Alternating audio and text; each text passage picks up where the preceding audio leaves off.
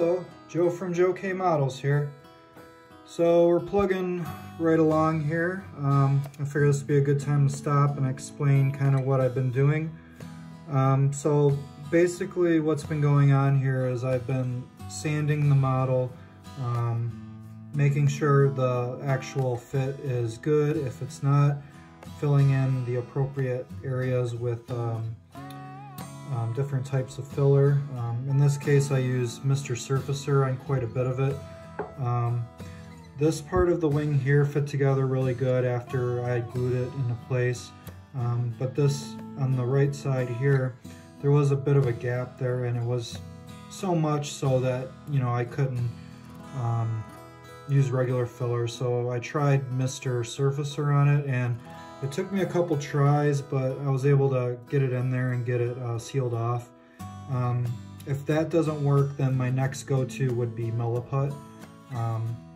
But I just basically did 2 or 3 coats, and I thinned it down. So I put it on with a small brush at first, but then I use lacquer thinner, and I kind of keep a little cup of extra here where I can mix it with the surfacer.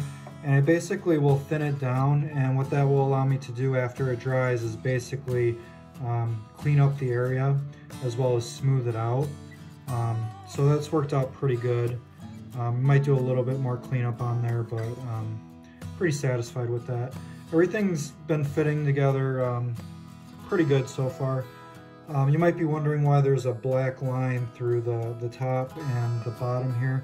And that's because I'm checking to make sure that the seam line is not going to be visible once I get paint and primer on it. So I just took some regular NATO black and I just painted a line across where the seam line used to be after where I had sanded it. And, you know, this basically lets you look there, and if you see a line, you basically just take some alcohol to get the paint off, and then you just start sanding it again until you get it taken care of. There was a pretty big gap here, and Charlie Mack actually suggested that I take a piece of stretch sprue, which is what I did. I, you know, put a candle and I stretched it and I put it right here, and I just glued it into place, melted it, and then I sanded it over. And as you can see, I can't really see the seam line once I put that paint on there, so good to go on that. For these areas here, there was such a good fit that all I really did was I took my my hobby knife and I just very lightly with the flat end of the blade, you know, just kind of scraped it in between the panel lines as close as I could, and that was enough to get rid of that seam line as well. I actually prescribed the lines before I did the sanding, because if you prescribe it before you sand, it will make it easier to rescribe it after you're done sanding.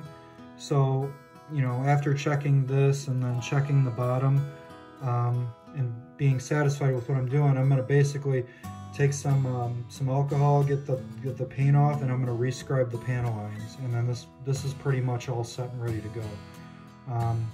So the last thing will be, after doing that, will be to mask the windows, and then before I do the regular painting, I'm going to have to get the canopy, the front part of the canopy in place.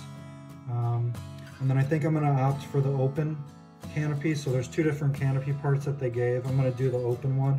So I'm going to be masking that as well, and then you know, putting some masking in the opening here so that I'm not getting paint into the cockpit. Masking in here and then masking in there. I already started to paint the engine. I'm going to make a separate video on that because I think it would make sense to do it that way, because maybe I can show a technique or two. But just kind of wanted to show you where I'm at. Very close to being done with this. And yeah, I'm pretty decided on how I want to paint it. And also I did a little bit of research on the history of these planes, so I'll touch a little bit more on that on a later video, but just wanted to show what I was doing, kind of the different methods that I was using. So hope that helps out. Joe from Joe K Models. I'll see you on the next edition. See ya.